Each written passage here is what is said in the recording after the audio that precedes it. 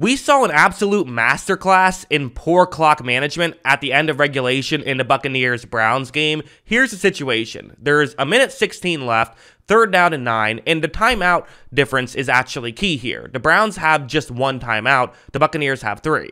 As of right now, Jacoby Brissett's going to take the snap. He's going to flip it to David Njoku, and you're going to see an incredible play by Lavonte David to get a tackle. Sucks for the Buccaneers. They end up wasting that play by David because that's a thing of beauty to get the tackle, create a 4th down and 10 or 11 situation with a minute and 11 seconds left. Now, what do you do if you're the Buccaneers here? You call a timeout. That's the correct play on this one. That might seem a little bit confusing, but actually, if you think about it, it's a complete no risk and high reward type play. It can only help you. It cannot backfire in any way because the Browns only have 1 timeout. If you get the ball at any point with the lead at this game, you're winning. It would be victory formation, so keeping extra time on the clock can only help you if the Browns do end up tying it, go down the field yourself and be able to just have more time to take the lead in regulation. It can only help you. The Buccaneers do not do that, and listen, some people are going to say, hey, that's a bit of a outside-the-box strategy. I disagree. I think it's something that anyone who plays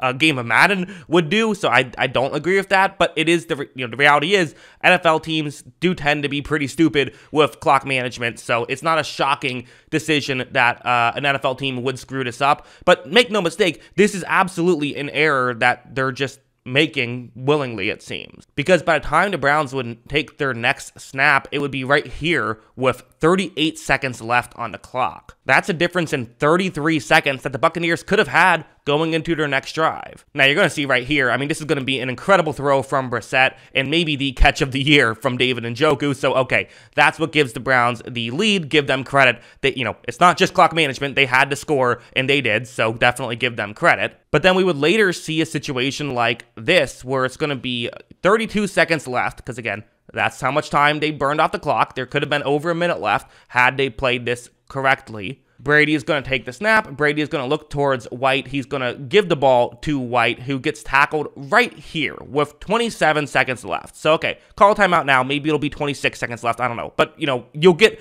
the timeout, and you'll get a little bit of time left on the clock. You have all 3. The odds of you using all 3 on this drive already with just 27 seconds left seems very slim. You don't want to go into, if you only have 15 seconds left, there's virtually no way you would use all of them. Of course, the Buccaneers did not call a timeout. They hurried up to the line, and they snapped the ball right here with 15 seconds left. So another 12 seconds they just let burn off the clock. I mean, we're talking 45 seconds of time that they wasted just by not calling timeouts. And Tom Brady is almost going to make matters worse here by firing a really good throw to Julio Jones, who they're able to pick up 26 yards on that play, but there's only 8 seconds left. You only had one opportunity to try and get into field goal range. They tried to, but were not able to convert on that play. They went for a Hail Mary that was incomplete, and it really does make you think, man, if they had just given themselves a chance, what could have been? Because we have seen Brady, even this season, work some magic in a 2-minute drill, but, for a 2-minute drill to work, you need at least some time, and they only had